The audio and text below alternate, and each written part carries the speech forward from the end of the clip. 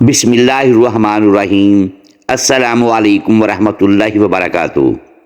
حضرت علی رضی اللہ تعالیٰ عنہ شیر خدا نے یمن میں اپنے نمائندے کو خط لکھا اور اس سے درخواست کی کہ لوگوں کے ساتھ عدل و انصاف سے پیش آئے، اور آخر میں اس سے چاہا کہ 10 لائق ترین اور اپنے معتمد افراد کو ایک خاص کام کے لیے حضرت علی رضی اللہ تعالیٰ عنہ کے پاس بھیجے۔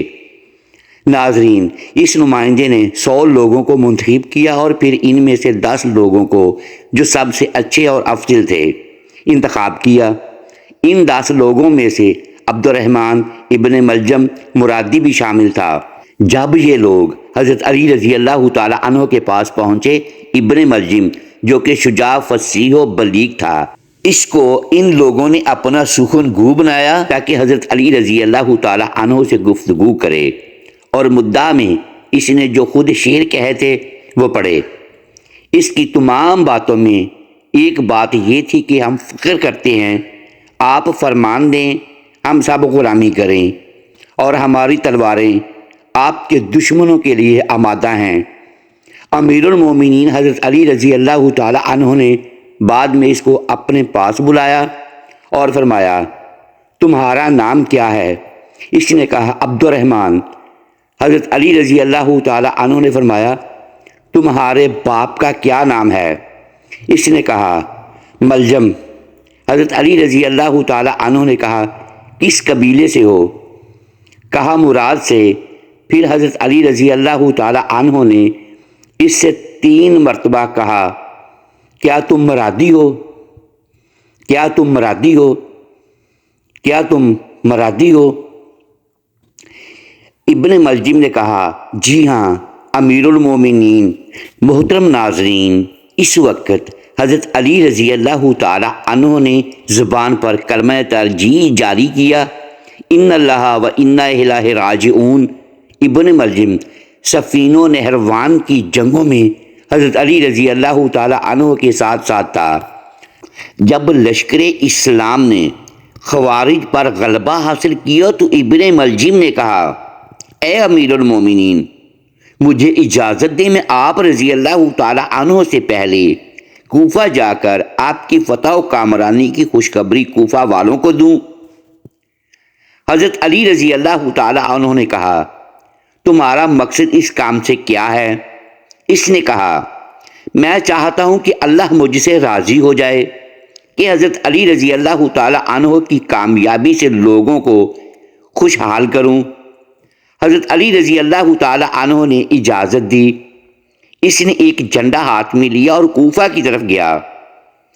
شہر میں داخل ہوا اور بشارت بشارت کی فریاد شہر میں گونجی۔ اس طرح وہ گلیوں سے گزرتا رہا کہ قطامہ کے گھر کے پاس پہنچا۔ یہ بہت زیادہ خوبصورت، حسین و جمیل اور دولت مند عورت تھی، لیکن بدکار و فاحشہ عورت تھی۔ طبقات الکبریٰ جلد نمبر 3 صفحہ نمبر 35 پر ابن سعد لکھتے ہیں کہ جب قطامہ نے حضرت علی رضی اللہ تعالی عنہ کی فتح کی خبر سنی تو ابن ملجم کو پکارا تاکہ وہ اپنے باپ اور بھائی کے بارے میں پوچھے۔ قطامہ اسے اپنے گھر لے گئی، عزت و احترام کیا اور مہمان نوازی کی۔ ابن ملجم پہلی ہی نگاہ میں اس کا عاشق ہو گیا اور اپنے دین و ایمان کے اس کے ہاتھوں میں بیچ دیا۔ قطامہ نے اپنے باپ اور بھائی کے بارے میں پوچھا جو سپاہ خوارج میں سے تھے۔ ابن ملجم نے کہا، وہ سب جنگ میں ہلاک ہو گئے۔ محترم ناظرین، یہ خبر سنتے ہی وہ رونے لگی۔ ابن ملجم اس خبر کو دینے پر پشیمان ہوا۔ قطامہ تھوڑی دیر بعد اٹھی اور دوسرے کمرے میں گئی، پھر اپنے آپ کو آرائش و زینت سے سنوارا اور واپس آئی۔ اس کو دیکھتے ہی ابن ملجم کا دل لرز گیا۔ ابن ملجم جو شہوت نفسانی میں اسیر اور اپنے اختیار کو ہاتھ سے دے بیٹھا تھا، قطامہ سے خواست گاری کی۔ قطامہ نے کہا، اگر مجھے چاہتے ہو تو میرا مہر بہت زیادہ ہے۔ ابن ملجم نے کہا، جتنا بھی ہوگا قبول کروں گا۔ قطامہ نے کہا، بہت زیادہ ہے کچھ پیسے، جواہرات اور مشک و عنبر و عطر وغیرہ۔ ابن ملجم نے کہا اس کے علاوہ اور کچھ؟ قطامہ نے کہا بہت سخت۔ پھر وہ اٹھی اور کمرے میں گئی اور اپنے آپ کو دوسری شکل میں آرائش کیا اور واپس آئی۔ ابن ملجم جو جنون کی حد تک پہنچ چکا تھا کہا کہ اور کیا چاہتی ہو؟ قطامہ نے کہا حضرت علی کا قتل۔ ابن ملجم ایک دم لرزا اور پریشان ہوا۔ اس سے اگلے دن ابن ملجم کو اطلاع ملی کہ یمن میں اس کا باپ اور چچا مارے گئے ہیں اور اب وہ اپنے باپ اور چچا کی وراثت کا اکیلا مالک ہے۔ یہ سنتے ہی ابن ملجم یمن روانہ ہوا تاکہ بے تحاشا دولت لا کر قطامہ کے قدموں میں ڈال دے۔ وہاں پہنچ کر اس نے سب جائیداد کو فروخت کیا اور مال و دولت لے کر چل پڑا۔ راستے میں اسے ڈاکوؤں نے لوٹ لیا اور وہ سارا مال لے گئے۔ ابن ملجم جنگل میں سرگرداں تھا، لیکن تھوڑی دیر بعد ایک قافلے سے جا ملا اور ان کے ساتھ ہم سفر ہو گیا۔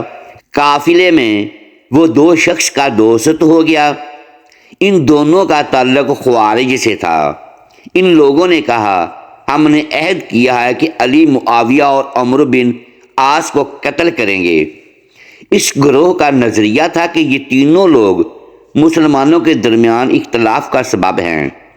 چنانچہ عبد الرحمن نے قبول کیا کہ وہ حضرت علی رضی اللہ تعالی عنہ کو شہید کرے گا۔ وہ کوفہ پہنچا اور سیدھا قطامہ کے گھر گیا۔ یہ فاحشہ اور خود فروش عورت اس کے لیے شراب لائی اور ابن ملجم مست ہوا اور پھر قطامہ کے پاؤں پر گرا اور اس کے وصال کی خواہش کی، لیکن قطامہ نے کہا جب تک حضرت علی کو شہید نہیں کرو گے تب تک ایسا نہیں ہو سکتا۔ ابن ملجم جو مجنون و پاگل ہو گیا تھا، اس نے کہا ابھی جاتا ہوں اور حضرت علی کو شہید کرتا ہوں۔ قطامہ نے کہا اس طرح نہیں، بلکہ قتل کے لیے مقدمات ضروری ہیں۔ اس نے ابن ملجم کی تلوار دی اور اسے کچھ پیسے دے کر اسے تیز کروایا، پھر کچھ درہم دے کر اس تلوار کو زہر آلود کروایا، اور اس رات بد نصیب و بے حیا نے محراب مسجد کوفہ میں داماد رسول شیر خدا حضرت علی رضی اللہ تعالی عنہ پر وار کیا اور تلوار سے ایسا زخم لگایا جس کے اثر سے 2 روز بعد 21 رمضان المبارک کو حضرت علی رضی اللہ تعالی عنہ شہید ہو گئے۔ ان اللہ و انا الیہ راجعون۔ کوفہ میں کہرام مچ گیا۔ ابن ملجم کو گرفتار کر لیا گیا۔ حضرت امام حسن اپنے والد محترم حضرت علی رضی اللہ تعالی عنہ کی میت کو نجف اشرف میں دفنا کر کوفہ واپس آئے تو حضرت علی رضی اللہ تعالی عنہ سے پیار کرنے والوں نے حضرت امام حسن کو منبر پر بیٹھ کر خطبہ دینے کا کہا۔ حضرت امام حسن رضی اللہ تعالی عنہ منبر پر بیٹھ گئے۔ آپ رضی اللہ تعالی عنہ اتنے زیادہ غمگین تھے کہ آپ سے بولا نہیں جا رہا تھا۔ حضرت امام حسن رضی اللہ تعالی عنہ جب تھوڑے سے پرسکون ہوئے تو کھڑے ہو کر بڑے جوش سے ایک خطبہ دیا۔ خطبے کے بعد آپ رضی اللہ تعالی عنہ نے حکم دیا کہ عبد الرحمن ابن ملجم کو حاضر کیا جائے۔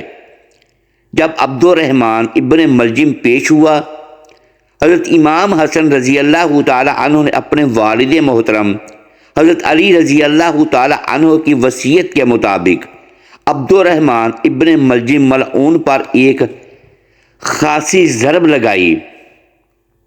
ابن ملجم ملعون ضرب لگنے سے جہنم میں پہنچ گیا۔ ابن بطوطہ لکھتے ہیں کوفہ کے سفر کے دوران کوفہ کے مغرب میں ایک مکمل سفید زمین کے درمیان ایک حصہ نہایت ہی کالا ٹکڑا دیکھا ہے، اور جب میں نے تجسس کی حالت میں سوال کیا اور اس کے بارے میں تحقیق کی تو اس علاقے کے ایک مکین نے جواب دیا یہ حصہ حضرت علی رضی اللہ تعالی عنہ کے قاتل ابن ملجم کی قبر ہے، اور اہل کوفہ کی یہ رسم چلی آ رہی ہے کہ ہر سال یہاں لکڑیاں جمع کر کے 7 دن تک ان لکڑیوں کو جلاتے ہیں۔